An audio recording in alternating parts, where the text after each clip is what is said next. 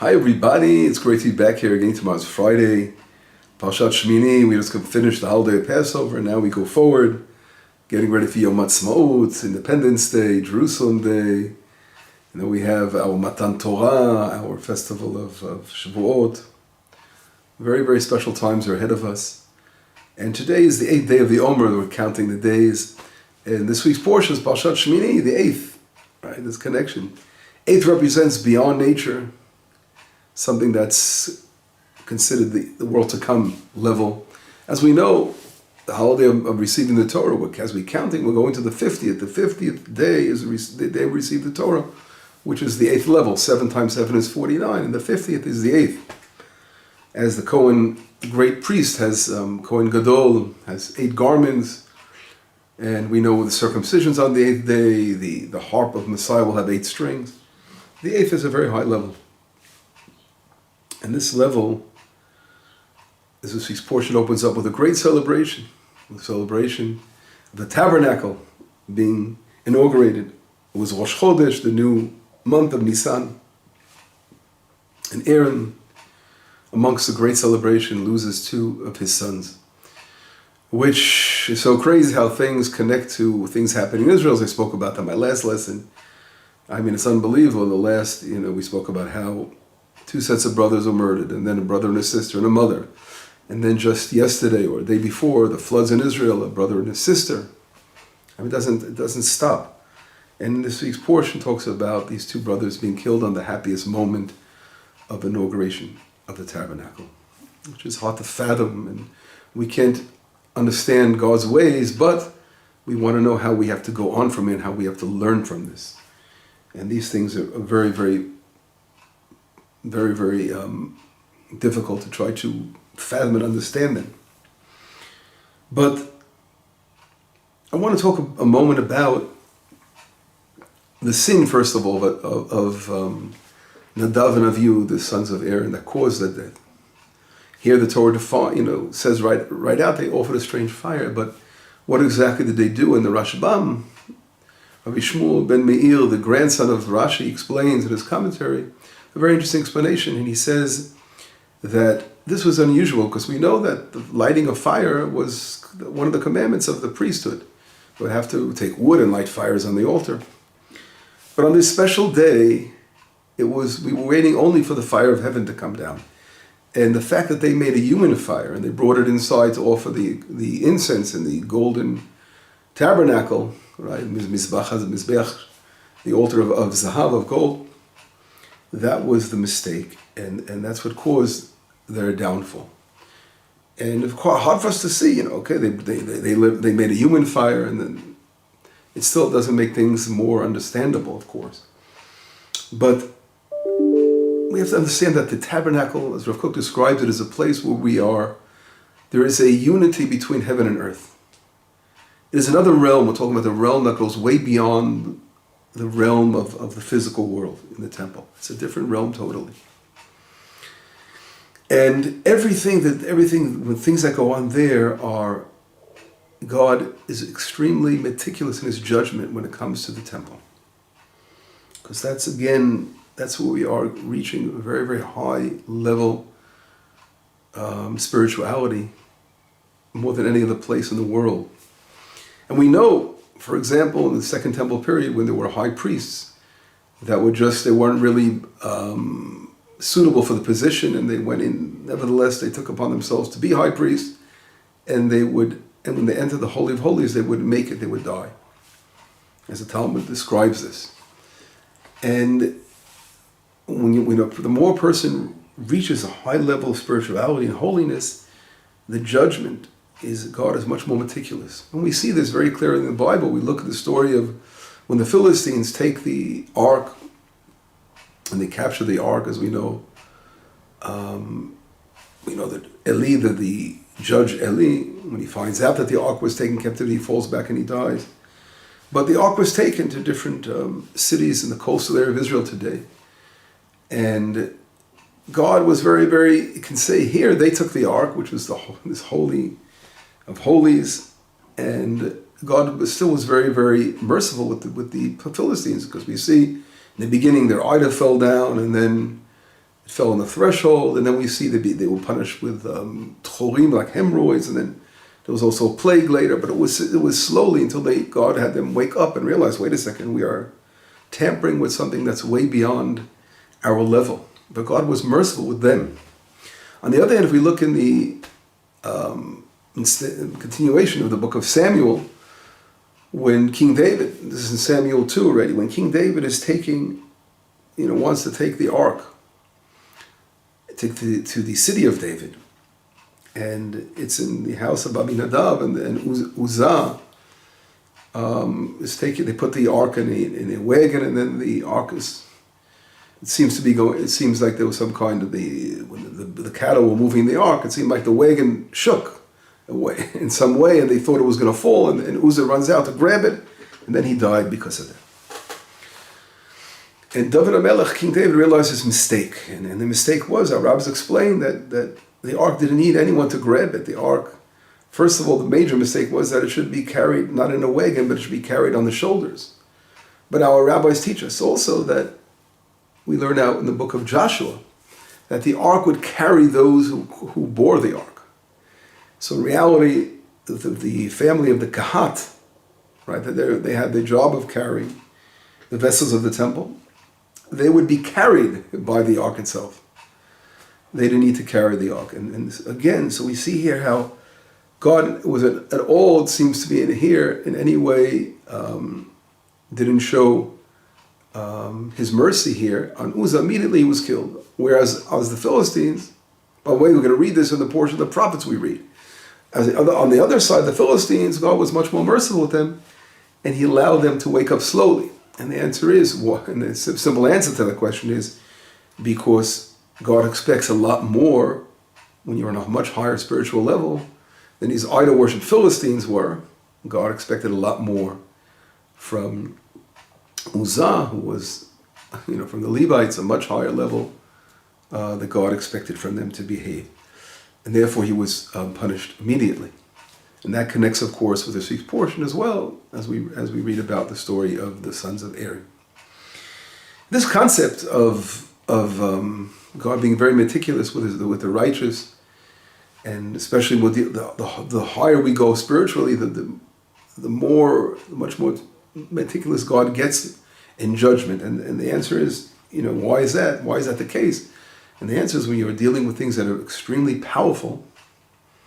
So any small mistake could be detrimental and very, very have tremendous repercussions of a mistake when you're on a very, very high level. And that's why we have to be extremely careful when it comes to the ark and the temple.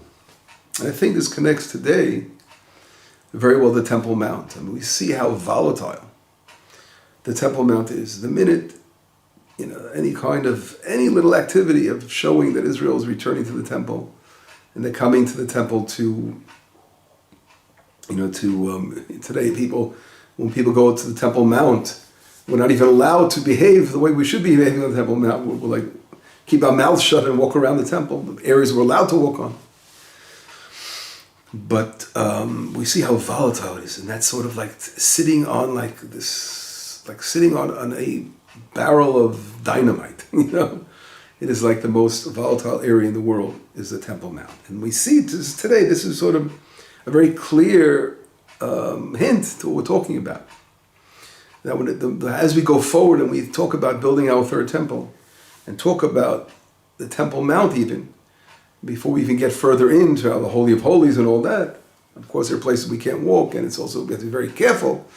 And when people are walking around the Temple Mount and defiling the temple by walking on the places they shouldn't be walking, it's doing a lot of damage, but it's ignorance, because they don't even know what they're doing.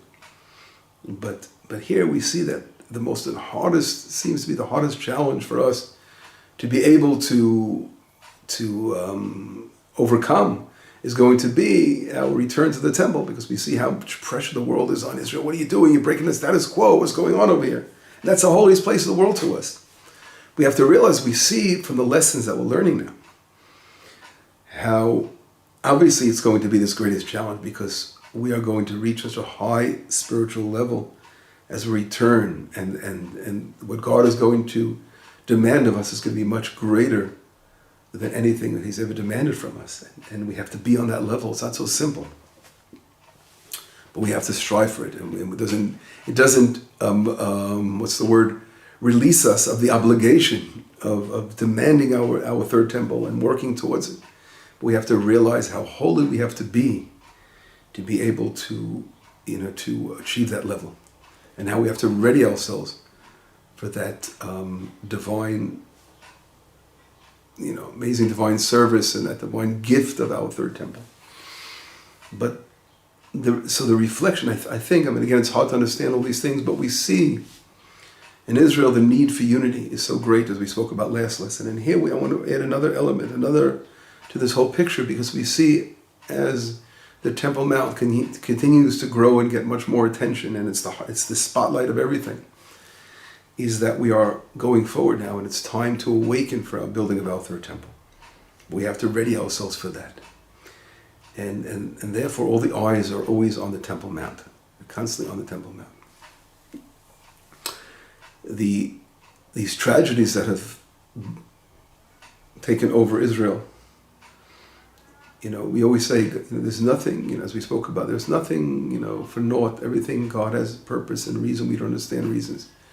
But there's no doubt that these things are reflecting in our building of our third temple. Somehow they're connected to it. And we're going forward to another spiritual level, way beyond any level we've been on before. We have to realize again how we must sanctify ourselves, and how we must ready ourselves for another level of spirituality that we've never seen before. And that's really the lesson here.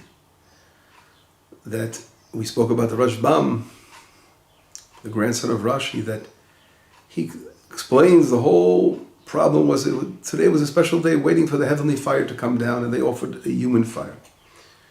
You have to realize that there is a heavenly fire that has to come down. And that's the miraculous fire that we want, that all of us are going to be witness to. And when it comes to the heavenly fire, we have to, again, make ourselves a vessel for that heavenly fire, for that spiritual, divine force to come from above, as we speak about our temple. And that, Rav Kook has a beautiful explanation. I want to quote his words. And he writes in Musar Avicha. And this is a very important thing. Musar Avicha is a book that Rav Kook wrote about ethics. And he writes, and I want to quote a small paragraph of his work. And he says like this: Misha mitzayer bedato, shemitaken et olamot ba'avodato. A person who imagines to himself that he's rectifying worlds in his divine service. Ve'eno yodea et erech nafsho, but he doesn't understand erech nafsho. What is the true value of his soul? V'tzeder ruchaniyut hanafshit b'chlala, and the order of spirituality. Hu maleh hazaya b'dimyonot kozvim, because he's full of imagination. False imagination. He doesn't understand how things work. Aval mish yodea. Now listen, be careful what Rav Kook says. But he goes, if someone who knows, shebachol tikun musari, that every time he rectifies some kind of ethical behavior, bachol midat tova, and every good action, quality, character trait, kol limud hagun, when a person learns something important, v'chol maaset tov, and every good action. Gama katan shebiktanim, it's the smallest good action. A person just woke up and he just, I always say in the morning, I had a conversation with my son-in-law this week, and I said, Alex, the most important thing in this world is to, every time we wake up in the morning, let's think about the good we could do. Even small little things, smile at somebody. Even that smile is worth $1 million. $1 million spiritual dollars. Afilu sicha na'a. You're talking to someone in a nice way. Hu meromem et haruchaniyut shebenafsho, that lifts up the spirituality within his soul. Haruchaniyut alo hi yesod kol mitziyuta, and that spirituality is the foundation of the entire reality of that soul. And we see that through lifting up our spirituality in our souls, mitromemit klalut nafsho b'aviyata. So our entire souls are being uplifted. Vavaya pratit מתייחסת ביחס קשר אמיץ מאוד אל הוויה כללית, and our soul then becomes totally, in a much greater way, connected to the entire existence. As we rise at a high spiritual level, we'll be unified with the spiritual realm. וממילא בהתרוממות חלק אחד של הוויה, so we're uplifting one portion of reality, מתעלית היא הוויה כולה. The entire reality becomes uplifted. ובזה מתקנים באמת עולמות. And this is how you rectify worlds. עד אין חקר, without any limit. בכל דבר טוב, with every good thing. כשהולך האדם בדרך הרעיון הזה, when a person walks with this way, דעתו מתרחבת, his knowledge expands, ודמיונותיו הולכים ומתקרבים אל האמת, and his דמיון, which is his imagination, right, gets much closer and closer to the truth. What is our Kook trying to say here? A person has to start small and work himself up on that spiritual ladder and realize that every good deed we do, we are rectifying, we're growing spiritually. Things are happening as we grow spiritually. And this is the great, great lesson of Nadav and Avihu, this week's portion, is that, we were told from the heavens is going to shine, the fire is coming down from the heavens. Here there's no room for we're going to go ahead and offer our side of the picture. Sometimes we just have to walk simply and modestly and follow instructions. And then we will see tremendous, tremendous blessing come down upon the heavens. And this is exactly what one of the lessons here is what the Rashbam was trying to teach us. And I think this lesson is something that each and every one of us must follow and learn.